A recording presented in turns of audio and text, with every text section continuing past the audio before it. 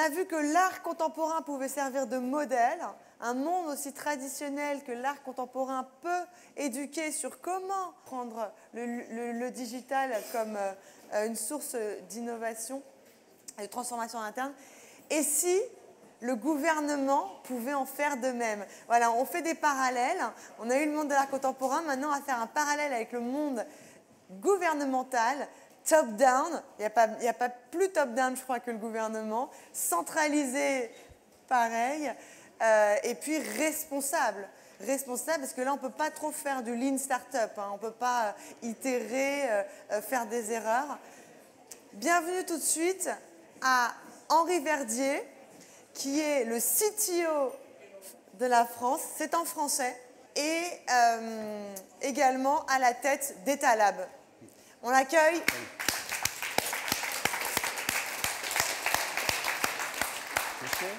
Quand Alice m'a invité, j'ai cru qu'elle s'est fichée de moi en fait. D'abord pour le contraste qu'elle souligne, je m'occupe actuellement de la politique d'ouverture des données publiques pour le Premier ministre. Ensuite parce que ma propre définition du luxe, c'est le très haut débit à peu près, et ça s'arrête là. Du moment que je suis connecté confortablement, je suis dans le luxe et je suis heureux et je n'ai pas besoin de grand-chose d'autre. Et aussi parce qu'il y a peut-être un paradoxe... Et parce qu'elle m'a demandé de parler de Big Data. Alors je me suis dit... Et en apparence, on peut dire qu'il y a une sorte de paradoxe. En tout cas, dans mon imaginaire à moi, le luxe, c'est la qualité, c'est la singularité, c'est la perfection, c'est le geste du créateur qui disrupte. C'est rare, c'est cher, c'est glamour. Et le numérique, vous savez peut-être que j'ai écrit un livre avec Nicolas Collin il y a 2 ans qui s'appelle L'âge de la multitude. D'abord, c'est la victoire de ce qui est consumer. Ça, c'est très frappant quand même. L'autre jour, je me promenais dans une de ces cités balnéaires où les femmes sont toutes blondes, où elles ont beaucoup de bijoux, où les gens ont des Porsche. Et tout le monde avait quand même un iPhone. Et je me disais, tiens, en matière de téléphone, on n'a pas surpassé le luxe qui est le mien. Tout le monde a le même luxe. Et le numérique, c'est quand même souvent la victoire du consumer sur ce qui était B2B, ce qui était marché de niche, ce qui était singulier, ce qui était rare et cher. Et puis ensuite, c'est ce qu'on disait avec Nicolas dans L'âge de la multitude, souvent quand même, le numérique, c'est la victoire des approches qui sont fondées sur un jeu extrêmement démocratique, et notamment quand on sait devenir plateforme et organiser autour de soi la production de la multitude, que ce soit pour faire Wikipédia, ou pour ramasser des traces d'utilisation, ou pour stimuler la créativité de milliers et de milliers d'entrepreneurs. Et donc je me disais, il y a peut-être un paradoxe. Et puis en fait, et vous le savez, c'est pour ça que tu m'as invité, c'est peut-être pas si paradoxal que ça, parce que la grande industrie du luxe, dont on est fier, et qui est un fleuron de l'industrie française, elle vise à faire des choses éternelles, mais elle est de son temps. Et c'est important d'ailleurs de s'arrêter un instant, me semble-t-il, sur toutes les raisons pour lesquelles elle est de son temps. D'abord, elle est de son temps parce que, et ça c'est une constante, elle prend toujours toutes les meilleures technologies disponibles de chaque époque. C'est-à-dire, on n'est pas le meilleur si on ne va pas chercher tout ce qu'on sait faire aujourd'hui. Et bien sûr que dans un très proche avenir, l'industrie du luxe aura des codeurs de folie, maîtrisera des modèles 3D de folie, travaillera au nanomètre, maîtrisera les big data, etc., etc. Et puis n'oubliez pas, on est aussi de son époque parce qu'on est dans l'imaginaire de son époque. Et regardez à quel point la révolution industrielle, elle est impensable aussi sans des révolutions d'imaginaire, sans Jules Verne, sans Apollinaire, sans le pont Mirabeau, sans un rêve positiviste, un rêve de puissance, un rêve de maîtrise du monde d'une certaine manière, etc., et qui a un rapport sur les corps. Donc elle est de son temps dans les imaginaires, elle est de son temps dans la sociologie, et puisqu'on est entre gens qui s'intéressent au luxe, à titre personnel, j'ai une marotte.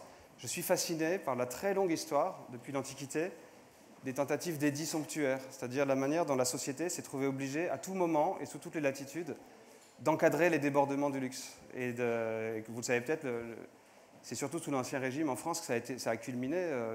On n'avait pas le droit d'avoir plus qu'un certain nombre de diamants sur son costume, et les roturiers n'avaient pas le droit d'avoir certains velours et certains brocards, et suivant que vous étiez duc ou comte ou marquis, vous n'avez pas le droit d'avoir les mêmes vêtements. Et c'était des tentatives de recodifier et surtout d'empêcher cette hubris. Et quand on y pense bien, il y a une définition, il y a toujours une sociologie du luxe, et notamment parce que le luxe, c'est toujours aussi une distinction, et donc c'est toujours aussi une manière d'être distingué et de se distinguer, et de savoir de qui on se distingue et où.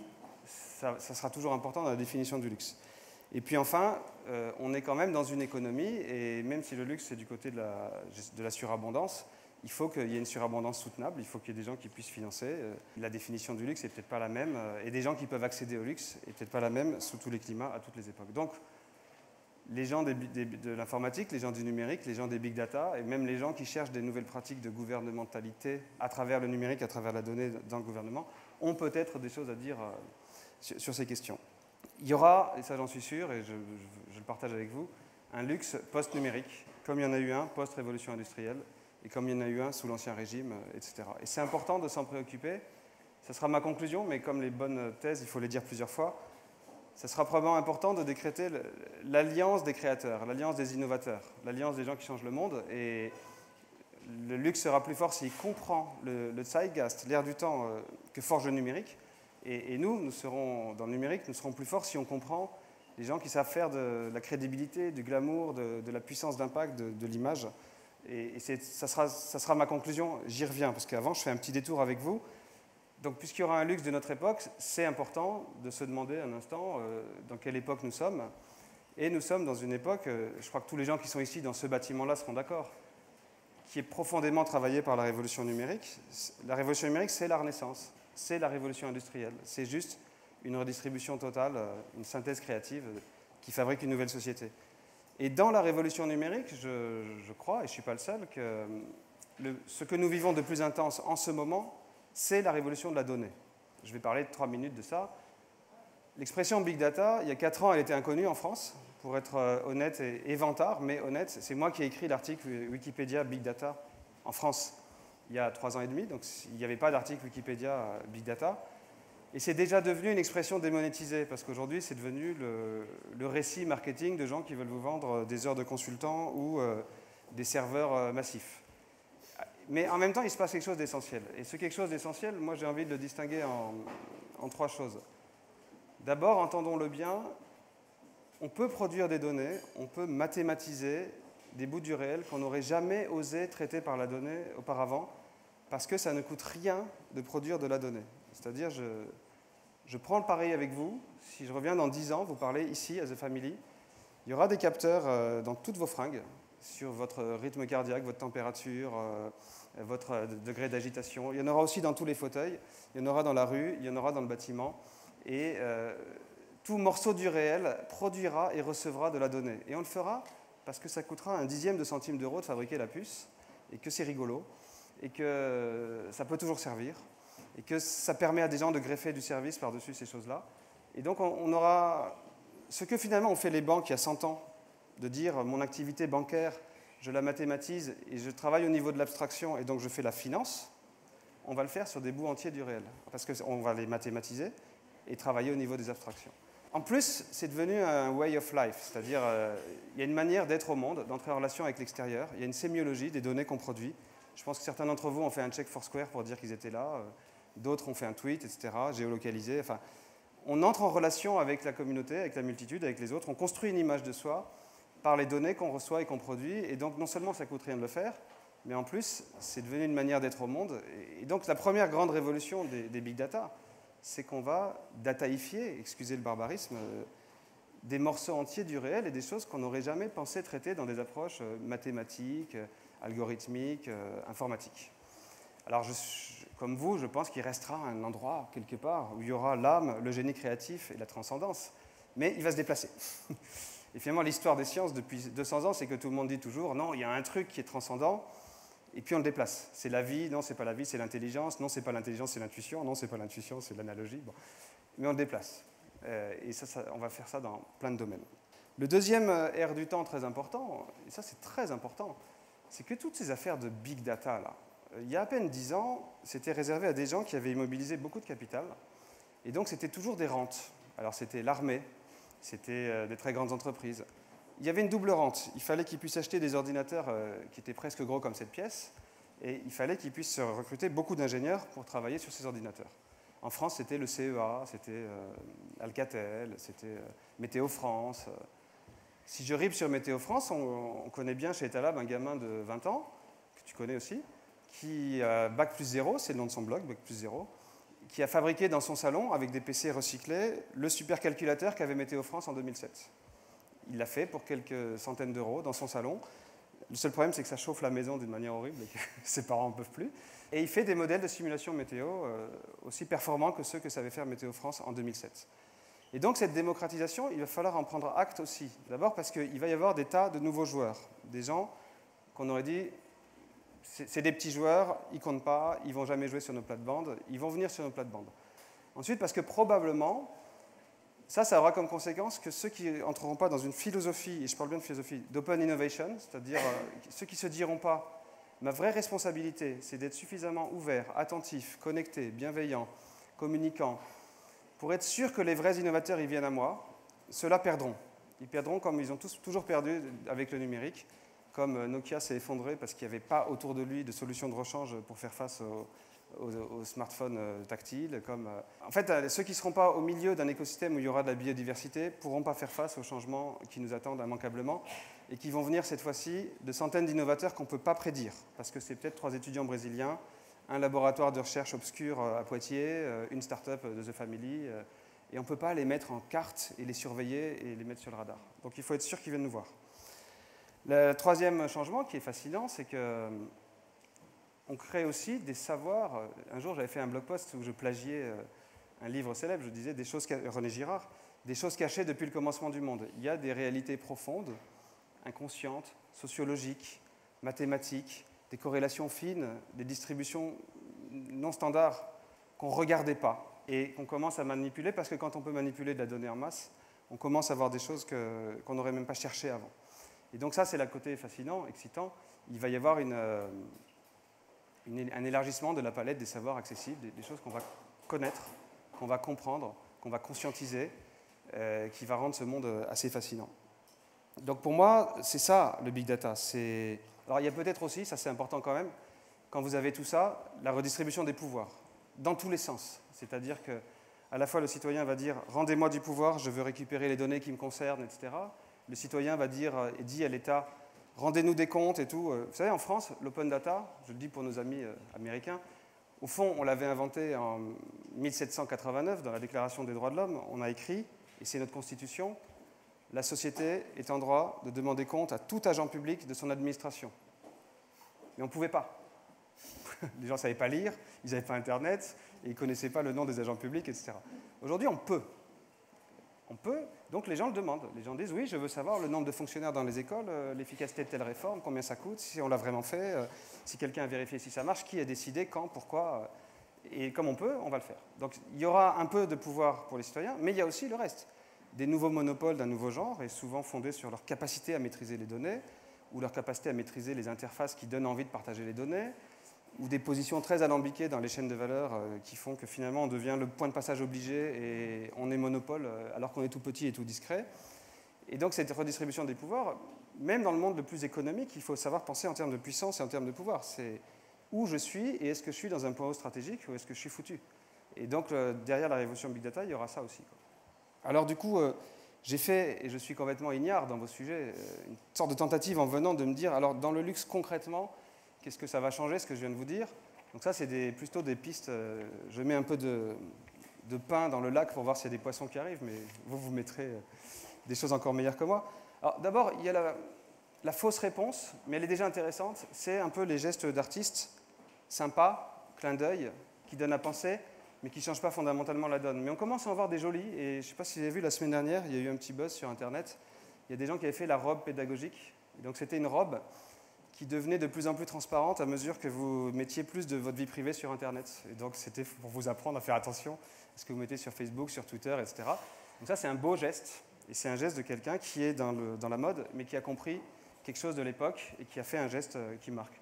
Des gestes comme ça, le sky is the limit, on va en voir plein, mais je ne suis pas sûr que c'est ça qui changera les fondamentaux d'une industrie.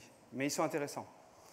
Ensuite, et je pense qu'on en a beaucoup parlé pendant 2 jours, bien sûr que ça va changer plein d'approches marketing, puisque finalement, malgré tout, aujourd'hui, le luxe, comme le reste, il est contemporain de quelque chose qui est contemporain de la première révolution industrielle, c'est les médias de masse. Il a appris à jouer avec les médias de masse, donc il a appris à choquer, il a appris à s'imposer, il a appris à convaincre ou à se distinguer, mais dans un monde où globalement ce qui domine, c'est les médias de masse. Dans un monde où ce qui dominera, c'est les médias sociaux, ça sera différent. Et probablement, ça amènera, là je me risque dans des zones où je ne suis pas compétent, hein, mais à des luxes locaux. C'est-à-dire, on voudrait être le patron de sa bande d'insiders, de son monde de disruption à soi. Il y aura des micro-célébrités dans des micro-réseaux qui s'auto-référeront plus. Et on reviendra d'ailleurs à quelque chose qu'on avait à Saint-Germain-des-Prés avant les médias de masse, c'est-à-dire où l'opinion pouvait se faire dans un café, mais il y avait un autre café à Montmartre où il y avait une autre opinion qui se fabriquait. Et je pense qu'il va se passer quelque chose qui va quand même déformer la structure du marché. Ensuite, je pense que si on va sur des choses plus intéressantes, on va peut-être arriver à des nouveaux luxes. Alors j'ai vu dans la presse que Seth Godin en a déjà parlé un peu hier, en disant qu'il va falloir penser à un luxe dans la relation. Ça, c'est des pistes passionnantes, fondatrices. Alors j'ai envie d'ajouter, par exemple, il y en aura peut-être un dans la privacy. Peut-être que le grand luxe demain, ça sera d'être dans un total respect de sa propre vie privée. Ça sera la voiture ou le vêtement ou je ne sais pas quoi, où j'appuie sur un bouton et je deviens secret. Et tranquille. Et les gens ne savent pas où je suis. Il y aura peut-être des luxes dans ça, dans la privacy par exemple. Et il y en aura d'autres, hein, mais ce sera les réponses, les perfections, les conforts ultimes dans ce monde big data, quoi. Et puis enfin, et je redis ce que je disais tout à l'heure, je vais vous dire un certain nombre de mots là, et vous allez voir qu'on le dit dans le monde des hackers et on le dit dans le monde du luxe. Si je vous dis transgression, si je vous dis innovation, si je vous dis détournement ou hackability, si je vous dis perfection, si je vous dis itération sans relâche, si je vous dis attention à l'expérience utilisateur, si je vous dis design, si je vous dis ambition, enfin je l'ai peut-être déjà dit, je ne sais plus. Ces valeurs-là, c'est des valeurs qui sont dans les deux mondes. Plein de gens vont essayer d'opposer ces deux mondes, vont essayer de compartimenter, vont essayer de comprendre l'articulation des deux. Et comme je l'ai dit tout à l'heure en début de propos, moi je crois que le vrai sujet, c'est la grande alliance de ces créateurs-là, de ces gens-là qui, chacun à leur place, ont envie de changer le monde, qui ont beaucoup à partager. Et c'est l'espèce de bienveillance qu'il pourrait y avoir et que vous inaugurez aujourd'hui, à se dire, nos socles culturels ne sont pas si loin, on ne travaille pas sur les mêmes matières, mais nos socles culturels ne sont pas si loin, on a énormément à apprendre les uns des autres et on a énormément à apprendre à entrer dans la même coalition. Donc voilà quelques idées sur le luxe à l'heure du big data. Merci.